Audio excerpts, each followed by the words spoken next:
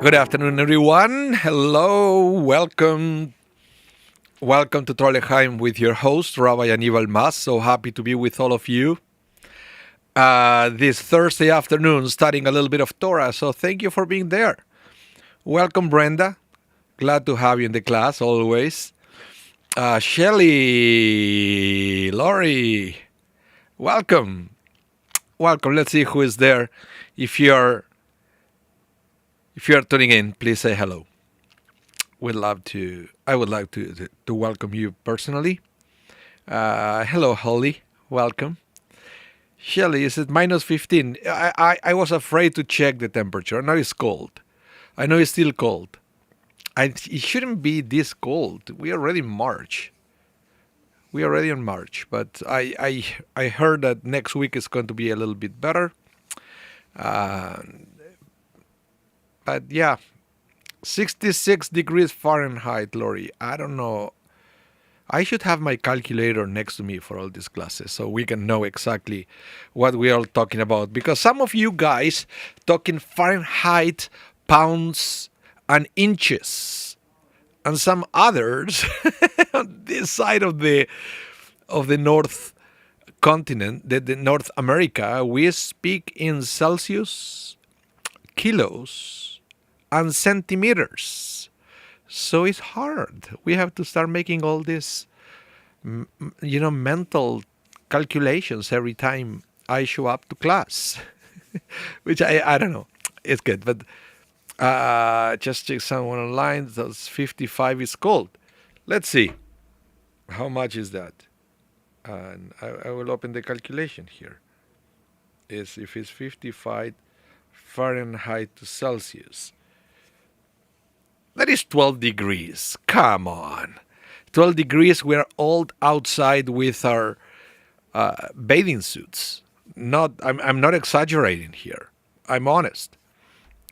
12 degrees, I still have my pool open at the end of the season, just like I heat in the water, but everything. Hello, David. Welcome. Ariel Lee, welcome to the class. Yeah, 55 is 12. No, but 66, you say. Lori, 66. And that is even better. 18 degrees. 19. Ha! That is lake temperature already. Lake temperature. Here is minus 20. And I will tell you, Lori, for everybody in the United States, I will let you know that minus 20 is minus 4 Fahrenheit. That's the temperature in Winnipeg right now. Minus 4 Fahrenheit. Okay? So now we all can talk can speak the same language. Welcome, Janet. Welcome to the class. Today, we have an interesting class. It's the end of the book of Leviticus. No, actually, Exodus. End the book of Exodus. Next week, we are going to start with Leviticus. Vayakel-Pekudei. 2 parshiot for the price of 1. So if you come to synagogue, it's going to be kind of a long Torah reading. Plus, we have another extra book, which we always read at the beginning or right before the beginning of the month of Nisan, which is the month of Pesach, which is a very important one because all the festivals are going to be calculated based on Pesach. All the adjustments in the calendar. I mentioned this before, but it's always good to repeat it. Always good to repeat it for us to fully understand and never forget how the Jewish calendar works. Remember that the Jewish calendar, it is mainly lunar. It means that it follows the cycles of the moon, and that's how we calculate month, right? Every month is one lunar month. But the problem is the lunar calendar is 11 days shorter than the solar calendar. So that will get us out of sync with the seasons fairly quickly. So in 3 lunar years, you already lost a month, 30 days or so. So what the rabbis did is to add one extra month once every 2 or 3 years. And also some years, some of the month will be 29 days long and some of the others will be 30 days long. but it changes. It's not always the same thing. It's a very sophisticated calculation that the rabbis came out with, but it's all because of Pesach. All because of Pesach. Because Pesach, according to the Torah, has to be during the month of the Haviv, which is the spring. So if Pesach gets out of sync and all of a sudden it's not in the spring, then we have a problem. So that's why the rabbis made this hybrid calendar that is mainly lunar, but is adjusted and is to be synchronized with the solar calendar as well. So all the festivals, not just Pesach, can correspond to a specific season of the year. Okay, so that's the thing with the calendar.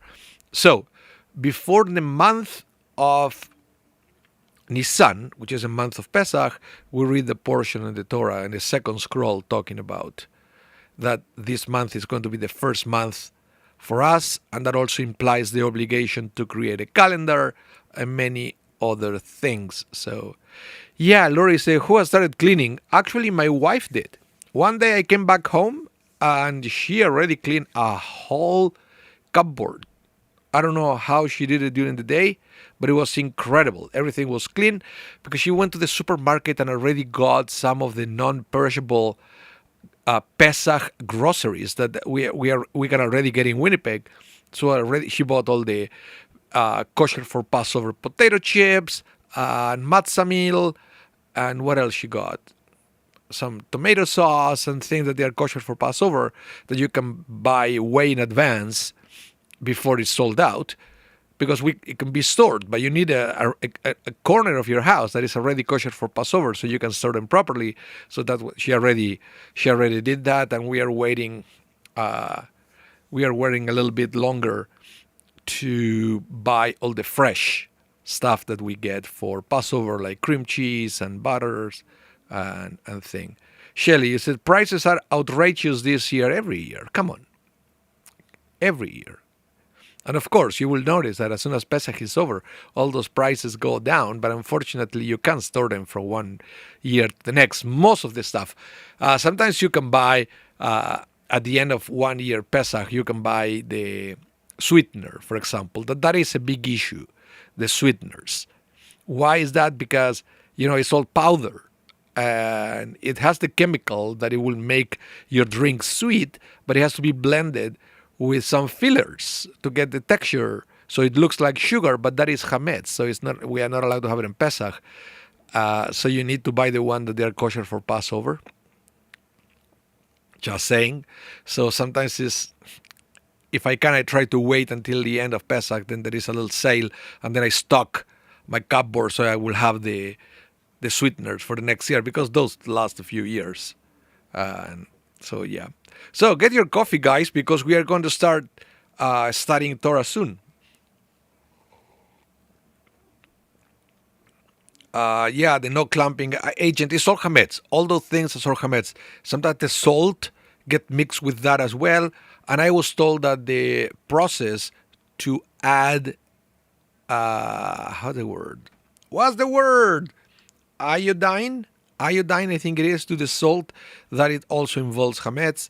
So especially the salt has to be kosher for Passover. Biggest issue with the salt is very difficult to find the table salt. Everything you can get, the kosher salt for Passover, is coarse. So unless you have one of these grinders, which I try, it's good too, it's very difficult to find. But my wife was able to find some salt for this year for Passover, and it's pure salt. There's no additives, so it's really salty. That's what I think I had to remember when I cook. I also do a little bit of cooking, not too much for Passover. I had to remember to scale down the salt, otherwise everything is too salty for Passover. So maybe I should start teaching you guys things about Passover a little bit every week starting next class, because the preparation for Passover are insane. Everything we have to do, including for all of you to start planning selling your chametz. Shelley said in Canada all table salt contain iodine. Yeah, but we were able to find the kosher for Passover ones, the fine salt. And yes, as you say, Shelley, at an outrageous price. Nobody said that it's cheap to be Jewish. Nobody said that. Yeah, Shira can't find anything, you said, Ariel. Yeah, she is amazing, and she found everything. She goes to Sobeys like at least twice a week just to see if there is anything new that I may like or Ronen may like. So she got us, for example, the mayonnaise that I like very much all year round, actually. The kosher for Passover mayonnaise, I like it all year round. Okay, so we're going to study this week's Parsha. It had multiple topics. It's very difficult for me to give you a summary of every single topic mentioned in these 2 weeks Parshiot. So I got to show you just a few texts that I wanted to study with you, including some of the things that we find in this week's Parsha, okay? So let's get to it. And this is the first one that I wanted to talk to you. Because one of the main things about the book of Exodus, is the book of Exodus. So one of the main thing is the Exodus. Right? But it's long gone. We're out of Egypt. And after that, there were, I would say, 3 main goals for the Jewish people. Okay? 2 of those 3 main goals are going to be fulfilled in this week's Parsha. Actually, one of them. The other one, not everything is going to be fulfilled, but it's going to be fulfilled. It's going to be finished next week's Parsha, which is Vayikra, the Leviticus. Hear me out. The first one, and so 3 main goals. One in this book of Exodus. Second one is going to carry over a little bit into Leviticus, and the third one is never going to be fulfilled in Torah times. Okay, it's going to be carried over to the book of Joshua, which is outside the Torah. It's part of the Bible canon, but it's not Torah canon. Okay, so the first one was after the Exodus is to receive the Torah. Check. We received the Torah. We passed that partial already when we got the Torah. The second one is the building of the tabernacle, which is going to start the process in the book of Exodus, and it's going to be completed on Leviticus. Okay, and then it's going to be carried over into Numbers as well when we had the ceremonies and all that.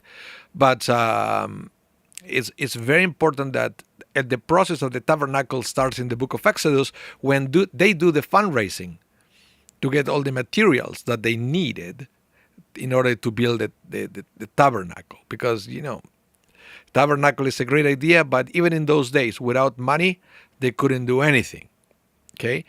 God is already making it clear that for certain things in life, we can't depend on God. We have to provide ourselves with our own materials and resources to do it. Doesn't mean that we don't have God's blessing and thing, but it's up to us. So this is a perfect example. At the end of the book of Exodus, we are going to have all this account of everything that it was collected from the generosity of the Jewish people in order to build the tabernacle. Okay, so that's number 2. Number 1 was the Torah, number 2 was the tabernacle, and number 3 will be entering to the promised land that unfortunately is not going to be fulfilled in the Torah. It's going to be fulfilled in the next book, which is the book of Joshua, where Joshua is going to finally get us into the promised land, and we are going to see how the Jewish people get settled in the land of Israel. Okay? So, let me read a little bit of some of the things that we learn from the account of everything that they got to build the tabernacle. Okay, everything they had to go through to build the tabernacle. So, Exodus 32:21, this week's Parsha, it says, "These are the accounts of the tabernacle, by the command of Moses, by the hand of Itamar, the son of Aaron."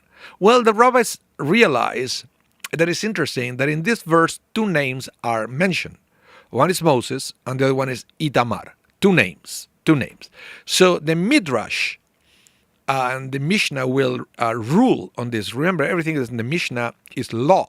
It's oral law, but it's law. So it says that sages taught, always appoint at least two people together as trustees over public funds. Even Moses, who enjoyed the full trust of God, as it is written, in all my house he is trusted, figured the account of the sanctuary together with others, as it said, by the hand of Itamar, the son of Aaron. And this is very important, because in Jewish tradition, of course, there are some exceptions. There are some exceptions that there are single individuals that they go around requesting for money. And I don't know if you ever encountered such a thing. Back in the day, they used to call it the schnorrers. I believe these people who used to go from town to town collecting money, and then the word became something derogatory and demeaning to call somebody a schnorrer. But in the origins of that institution was somebody who was like a fundraiser who would go from town to town collecting money for yeshivas or thing. And when these people will approach possible donors, usually they will have the local rabbis with them. Because according to Jewish law, you always need at least two people. And this is law. This is law, by the way. You always need at least two people to collect or to take care of the money. So that's why these people with the schnorrers come to towns. They will go talk to a rabbi, to the local rabbi. Say, Rabbi, I'm here. I would like you to help me reach out to your congregation. I'm collecting money for yeshivot in Israel, for example. And then the approach will usually be done by the rabbi and this person that is a professional fundraiser, just to avoid any kind of gossip. Well, I give this money so much money, and I gave this guy so much money. I don't know where the money went. Is he keeping the money? So the rabbi usually is involved to bring a little bit of a aura of legitimacy to these individuals. So it's interesting that the Torah introduces us to the same approach when we are reading that Moses was the one who made all the who was in charge of calculating how much money and metals they collected to build the tabernacle, but Itamar was involved as well, and from there the rabbis, righteously so, say that you will need at least two people.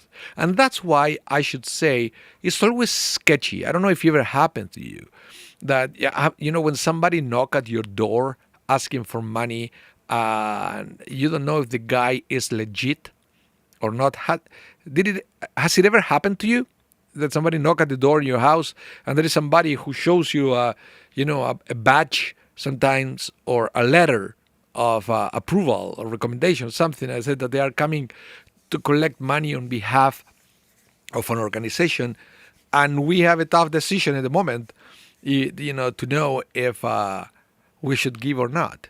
And in fact, you see, I put this for you. That is a real story, but I want to know your opinion. What do you think we should do in these situations? It says, listen to this. A family was watching television one Sunday when a man rang the doorbell. He asked for tzedakah, for charity, for needy families in Israel who were too poor to afford food and clothing. Okay, the family had heard that it was a con artist collecting money around the city. That person pocketed the large sums of money that he received, rather than donating them to those in need. But they were not sure if this was indeed the faker or rather a legitimate collector who helped the needy. They had to make a decision on the spot. Should they give money to this man or not? It's interesting. It's interesting because I'm pretty sure you're all listening to me or reading the screen and saying, oh, good question, right? What would I do if I am in that situation?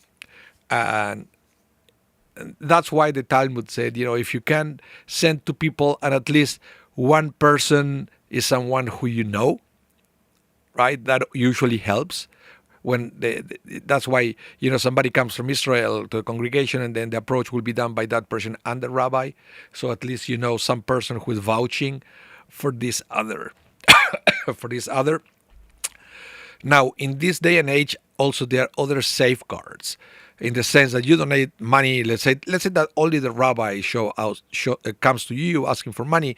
Eventually, you're gonna get a receipt from the synagogue. So there are other ways to involve other people checking the process, even if the other people are not present at the time of the pitch, right, when they ask for money. But the fact that you're getting a receipt that is signed maybe by the CFO of the synagogue make the process halachic. Because as the Torah said, that it was Moses, but it was also Itamar checking everything at a time, right? Now, with these people that they come and knock at doors in this day and age, you kind of excuse yourself for a minute and do a quick internet search to see if that organization is legit, etc. Right? You can also ask for a pamphlet, and it says that do you have any literature or anything, I will be sure to make a donation online, without lying. Honestly, if I always make my donations online. I never carry cash. So if now, I tried to do that once with these organizations that they provide free dental surgeries in Africa. That a man knocked at my door, and they accepted credit card and everything. And I checked it looked legit to me, and I gave, and I still give to this day. This was 2 years ago. I still give my receipts online, and then like a what you call it, like a charitable donation receipt at the end of the year. And that's another way to offer to do it online or through a credit card instead of giving cash, because to a person that I don't know what is going to happen. So if you have any doubt, at the end of the day, and I will give you a little bit more of halachic background here, the rabbi said that at the end of the day, it's your decision if you give or not. Even if you have a strong suspicion that the guy may be a con artist, you may say, he may be a con artist, but just because there is a chance that he is not, I will give the money. And that's totally fine. It's up to you. Okay? But it's also totally legit for you to excuse yourself to do a little research. Yeah. Hello, Rocky. Welcome. Yeah, late. No CDT here. Interesting. Well, we may be at the end of the CDT and all that thing here in Canada as well. There are conversations to try to unify the time all year round. Let's see where that goes. Who knows? So, in any case, so that's the thing with this. But let's go back to this week's parsha, okay? And the fact that there was a big fundraising for the tabernacle, and everybody contributed, and the Torah makes a point that at least 2 people were involved in the accounting. All of that to avoid any kind of gossip that maybe somebody pocketed some of this money for themselves. So it's always good to have somebody else to double check everything that is going on, and also to avoid honest mistakes as well, right? So I want to go back to halacha and to show you what the Talmud says or legislates about fundraising in Judaism. And the Talmud makes it very clear in the tractate called Bava Batra. It said, no position involving public money can be filled by less than 2 people. Doesn't matter the reputation of the person, by the way. Doesn't matter. It has to be always a second person double checking everything. Okay? When a position involves deciding how to spend public money, at least 2 people must be involved in making the decisions as well. That's why I said, if somebody knock at your door, because it's not public money, it's private money, it's your money, so you can make a decision if you give this person or not. Now, if you are a charity, the decisions on how that money should be allocated, it has to be made also by at least two people. It can't be one CEO or executive director makes those decisions. It's usually a board in this day, and that is halachic because it has to be at least two people. Hello, Jerome. Welcome to the class. I hope you feel better, my friend. But I'm happy that you made it to Torah L'chaim. Okay? So let's continue with this text. Therefore, when collecting tzedakah monies for public fund, at least two people must be present, or in this day and age, because we collect money in a different way, even if it's one person, the second person is not physically present, but is signing like a receipt that transaction was made, that was the amount, and that money made it into the bank account of the charitable organization. So it's very important that at least we have two people. Hello, Ashira. Welcome. Oh, you call me Rabbi. Ha! Funny of you, Ashira. So, hi, Rabbi. So I should say, hi, doctor. Welcome to the class. Okay. So, any questions about this? About the way we fundraise and all that? And yes, Ashira, this is my third coffee of the day. Before you ask. So, okay, no questions. Let's move on. Hello, Amparo. Welcome to the class. Okay, let's move forward now to verse 40 of the book of Exodus. We are approaching to the end of the book, right?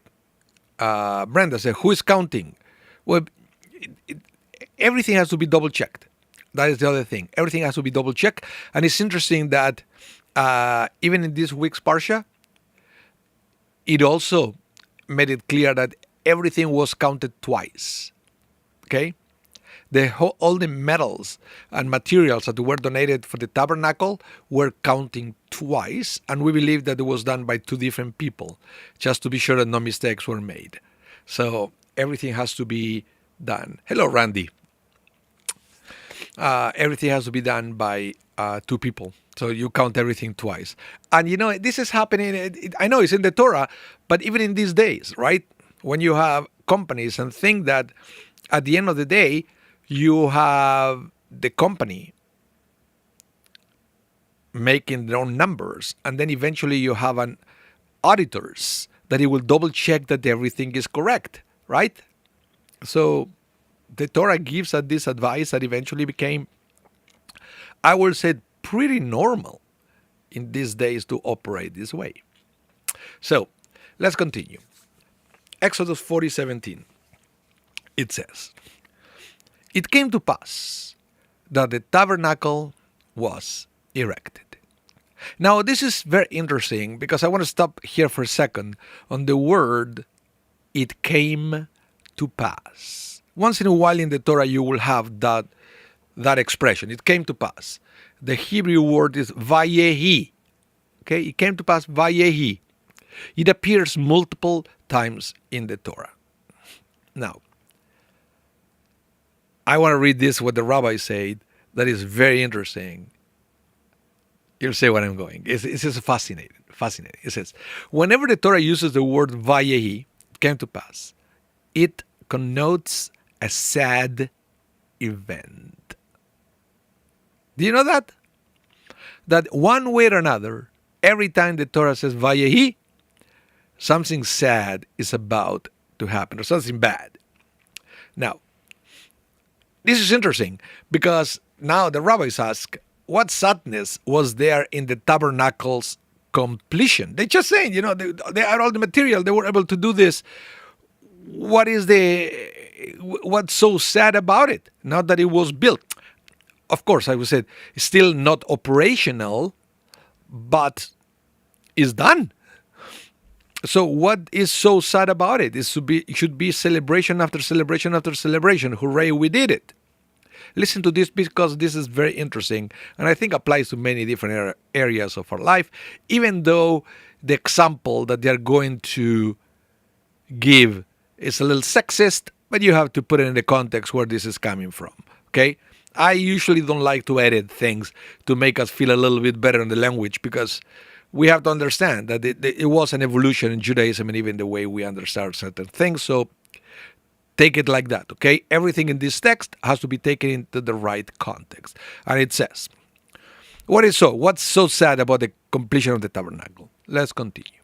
This is comparable to a king who had a contentious wife. So he said to her, "Make me a purple cloak."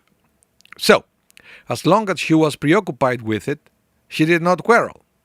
When her work was completed, she brought it to the king. The king saw it and was pleased with it. And then he began to cry. "I'm so sad." Say his wife, "What is it, my lord? I have labored to do your will, and you cried, 'I'm so sad'?" Well, said he to her, "The work is beautiful and favorable in my eyes. Don't get me wrong. But as long as you were preoccupied with it, you did not anger or provoke me. Now that you are free of it, I fear that you will again anger me. So too, said God, as long as my children were occupied with the tabernacle, they did not complain against me. Now they will again begin to provoke me. Therefore, it says, Vayehi, implying Vai he. Woe is it. You see, when you said Oy vei, Oy vai, Oy vavoy, so basically it's implying that it's the same root of the word Vayehi, vei, Oy vei, vei he. So woe is it. So it's very interesting because forget about, as I said, don't take it too seriously the example, the sexist example that the Midrash brings. Is talking about the concept of sometimes having too much time in our hands and what we do with it, right? That sometimes, sometimes things out of boredom, that we become troublemakers because we have nothing else to do. And this is very common in organizations, for example. People that they are troublemakers, but they are not bad people. They just don't. They have nothing else to do. So coming to an organization, could be a synagogue, could be a club, could be non-profits and other things. It's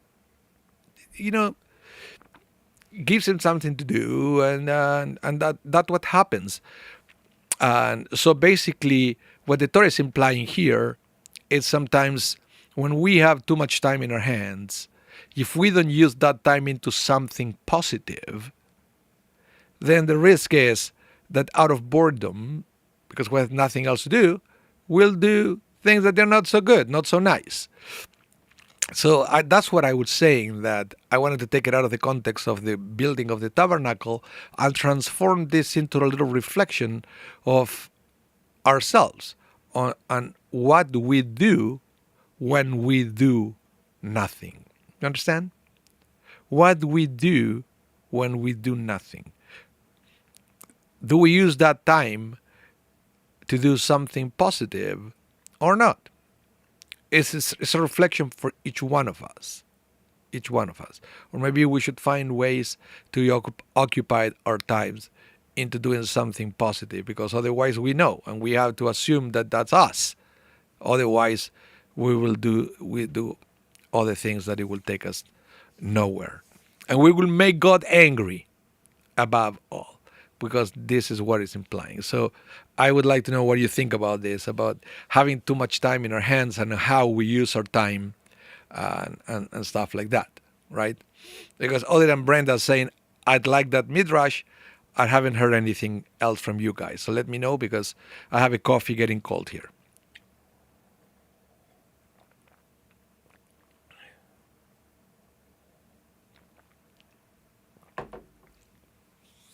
What do you think? Otherwise, in a minute, I will go to the next text. We can keep studying this.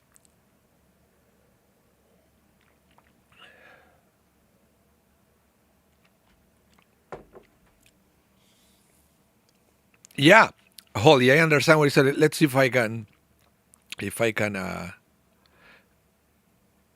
do it. Right? This is a very interesting thing.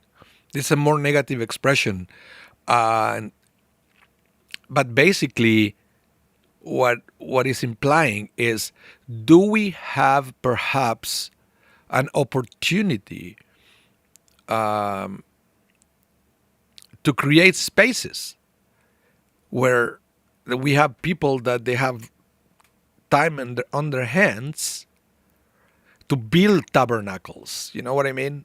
To get together people who have time on their hands to build tabernacles, because the alternative of not building tabernacles, or it's like to do holy work, in other words, the alternative to that could be potentially dangerous. So perhaps it's a reflection in that aspect as well. Ashira said, I'm not, what did you say here?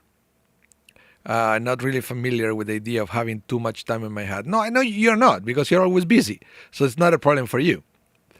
Rocky said, is, you say here, so it's petitioner is still nothing wrong with leisure, I hope. No, nothing wrong.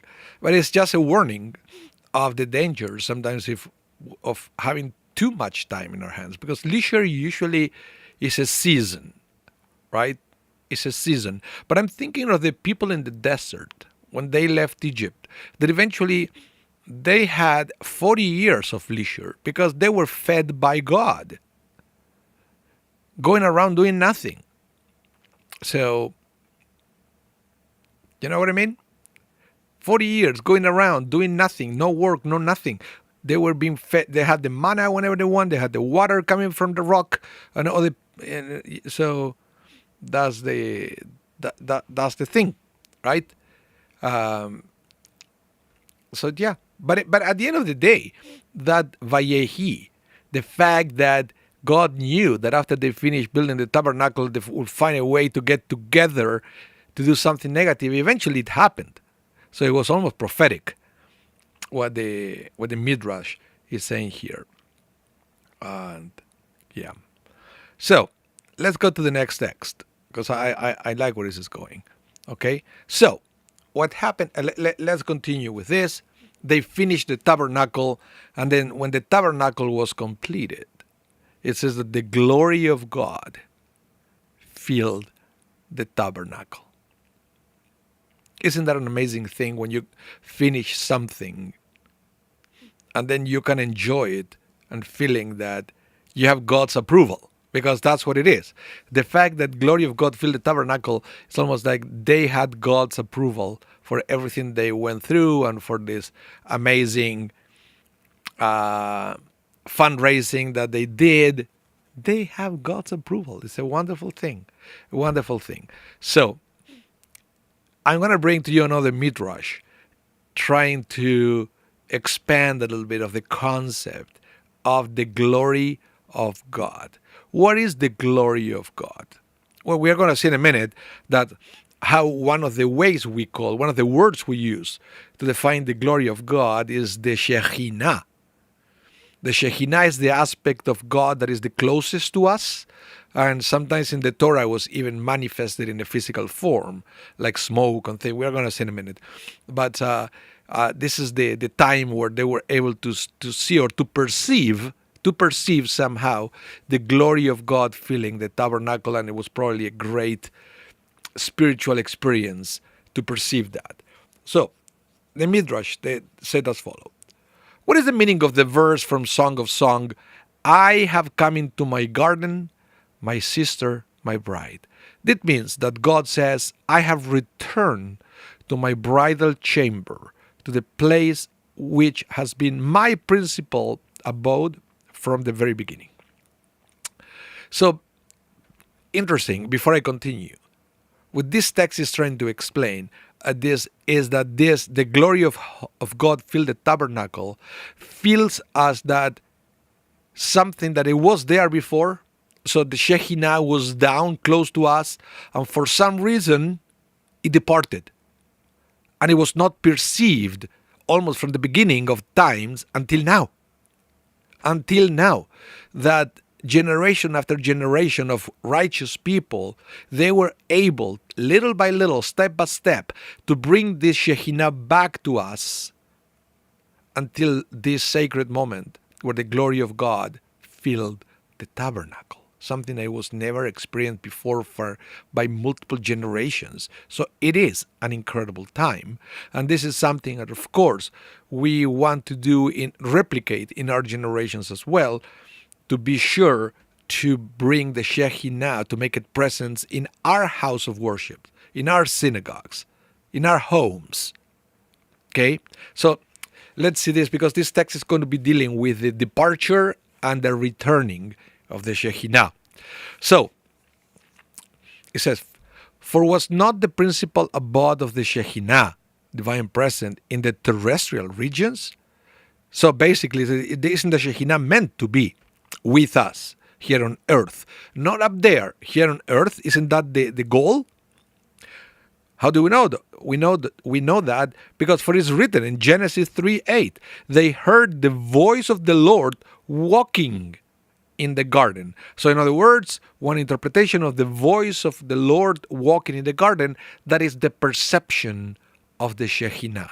As I mentioned, that perception was perceived differently in different times. Okay? So let's continue with the same text. But this is what happened. This is what the rabbis explain. When Adam sinned, the Shekhinah betook itself up to the first heaven. So when Adam's transgression pushed the Shekhinah one step higher, so we were a little further from it. When Cain sinned, it betook itself to the second heaven. When the generation of Enosh sinned, it ascended to the third heaven. When the generation of the flood sinned, it rose to the fourth heaven. When the generation of the Tower of Babel sinned, it moved up into the fifth heaven. When the people of Sodom sinned, it rose into the sixth heaven.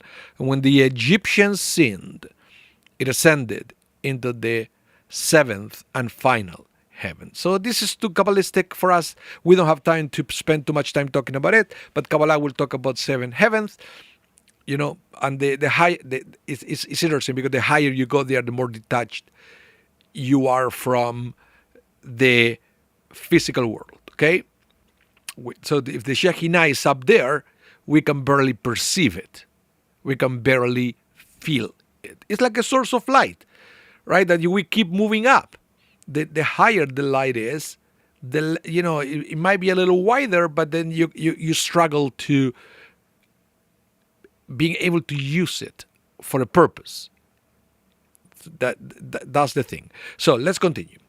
Then arose 7 righteous people who brought the Shekhinah down from the celestial to the terrestrial regions. Who were these 7 righteous people? Abraham brought it down from the 7th to the 6th. Isaac brought it down from the 6th to the 5th. Jacob brought it down from the 5th to the 4th. Levi brought it down from the 4th to the 3rd. Kehat, also from Levi, the descendants of Levi, brought it down from the 3rd to the 2nd. Amram, and that was Moses' father, brought it down from the 2nd to the 1st. And Moses brought it down from the celestial to the terrestrial region. So Moses was able to complete this process by leading the Jewish people, but also by coordinating the construction of the tabernacle. Moses was the last link into this chain. But I believe that it's not just Moses, because it was Moses and his generation that they were all working together to make this happen. So let's continue here. When did the Shekhinah came to dwell on earth again? On the day when the tabernacle was erected. As it says, the cloud covered the tent of meeting, and the glory of God filled the tabernacle. So this is very interesting because he's talking about It's talking about a multi-generational process to bring the Shekhinah closer to us. And I believe this is important for all of us to understand, because sometimes it's really discouraging when we are trying to do something for this world or for our community, for our synagogue, for our family, for others, and then you feel that your life is not long enough to achieve everything that you are trying to achieve. So the message is, don't worry, you have to do your best. You have to play your part. Your work may not be completed. That's why Pirkei Avot in the Mishnah says, you know, it's not up to you to complete the job, the task, but it's not up to you to quit. So it is up to you to quit. So basically, it's in your hand never to quit the task. Now, success or failure is in the hands of God. How far you're going to go is in the hands of God. Your job is to keep moving. Okay? Your job is to keep moving. And we see this here with great tzaddikim, with great righteous people that they are way more righteous than you and I. And they couldn't complete the task on their generation. And it took multiple generations to bring the Shekhinah back. So we should never get discouraged because we cannot complete what we want to do. Yeah. What are you guys talking here? I'm looking just at the chat, and I think you're a little distracted with other conversations. It's very interesting. Ashira, what do you say here? Is it, let's see, I remember learning that jobs considered completed by God, which could be a very different benchmark from the one we ourselves set. Yeah, and our job is to do our 100%. That is our job, our 100% of whatever is in front of you. The thing is, even by you doing the 100%, the job may not be completed or may need further follow-ups. And sometimes it's a multi-generational thing. And we see it with many organizations that, they have great people leading organizations, and then eventually those people retired, right? But the organization doesn't die. There is somebody else who gets hired into that position, and then it continues.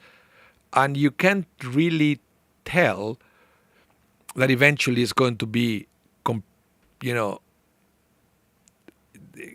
everything is going to be completed. There will always be a need in every generation. But the goal is for each one of us to feel that we are leaving that place better than when we took it. You know what I mean? It's a step closer. So that's why what happened to Shekhinah, each one of these great people, even though they were not able to completely bring the Shekhinah down, when they left this world, they left the world knowing that the Shekhinah was one step closer. So it's a very interesting. Rocky says, she is right, we are on a mission to find it. Yeah, but we do what we can do, and God will do the rest. Let's put it that way.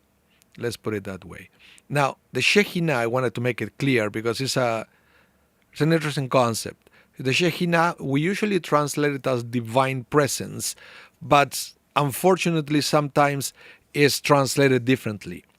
So we have to be careful what words we use for that. That's why I try to use all with the Hebrew, Shekhinah. But the most common translation is divine presence. It's the part of the divine that you can experience in this world. The most evident part of God. That's why we call it divine presence. So let me read this. Shekhinah refers to the visible manifestation of God's presence on earth, often represented as a cloud, fire, or glory. It signifies God's intimate, localized presence with humanity, such as in the tabernacle, rather than an abstract, distant God. Okay, so it was this that we have this concept of the Jewish people. Then once the temple was destroyed, remember the temple used to host the Shekhinah, but once the temple was destroyed, the Shekhinah came with us into exile. And is our goal to try to bring the Shekhinah as closer to us as possible. And it's a tall order, but that's why this parsha said, don't worry, even Abraham and Isaac, they weren't able to, to complete their job. And it's something that takes multiple generations, but we have to keep trying to bring the Shekhinah down to us. So that's our thing. You see, the reminder that we have that job is this. The kippah. The kippah is a reminder that the Shekhinah is above us. That's what it is. So the Talmud will say, Rav Huna, the son of Rav Yeshua, will not walk 4 cubits with an uncovered head. He said, I do this, right? I do this because the Shekhinah, the divine presence, is above my head, and I must act respectfully. So one of the reasons of the kippah is to remind us that the Shekhinah is always above us. And that's why the shape, the dome-like shape of the kippah, to remind us of the Shekhinah above us, protecting us, but also the responsibility that we have to behave in accordance with having the Shekhinah above us at all time. Look at think about the way we behave when we are in front of somebody important, right? But if we have a reminder, a daily reminder, that Shekhinah is always there with us, then I bet we are going to act differently.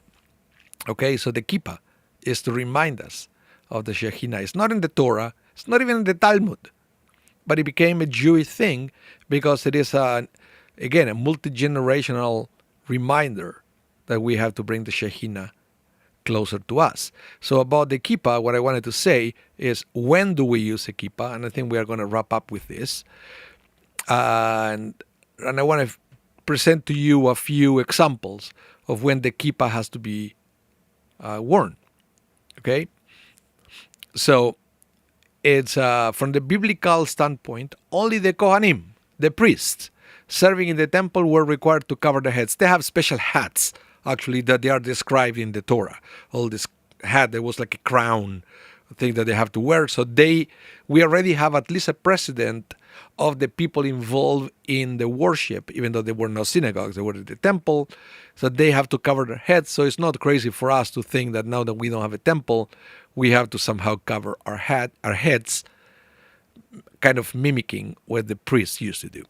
Okay? Next. Yet, for many centuries, the obligatory custom has been for Jewish men to wear a kippah all the time. As the Code of Jewish Law, the Shulchan Aruch, says, it is forbidden to walk 4 cubits without a head covering. Okay? Now, does a kippah have to be worn while playing sports, for example? And the answer is, if it is impossible because of the game conditions or rules, it is okay to play without a kippah. Okay? After all, it's just a custom. It's just a custom. It's not a biblical law or anything like that. So if you have to do sports, that you cannot wear a kippah, you don't wear a kippah. Now, when bathing or swimming, one does not wear a kippah. Okay? A head covering is obligatory while engaged in prayer and Torah study. So while it's recommended to wear it at all times, the 2 times that we have to do it is when we pray or when we study Torah. Okay? And then anything, including a baseball cap or a scarf tied around one head, qualifies as a head covering. So, yeah, if you're in a situation where you don't want to wear a kippah because it may be dangerous, or maybe you're a person who likes to cover their heads all the time, but you are going to be in a place that is very windy or playing a sport or thing, you can wear a hat. A baseball cap is totally fine. It's totally fine to wear it at all times. But, according to the rabbis, if you're going to come to shul, wear a kippah. It's more respectful to use a regular kippah in shul and not to use a baseball cap or a toque or something like that. You're in shul, wear a kippah. Okay? Well, thank you so much, everyone, for tuning in. to this edition of Torah L'Chaim, always with your host, Rabbi Anibal. So happy to be here with you week after week. So if you haven't done so, give us a thumbs up for the video, right? And if you haven't done so, please subscribe to our channels. That's always good. So you will be notified every time we go live, right? Or every time we upload something to our platforms. It's always great to be in touch with all of you in so many different ways of forms, and we are very active online. So please subscribe so we can be in touch beyond the scope of Torah L'Chaim. So thank you, everyone. Have a wonderful rest of your day. Stay safe. I hope to see you soon. And if you missed any part of this class, don't worry. We are going to rebroadcast this class tonight at 8 Central Time. Okay, Central, Western Central. Okay, for people who are in a different time zone like Rocky here. So it's going to be restream 8 p.m. Central Daytime tonight. Thank you, everyone. Have a good day.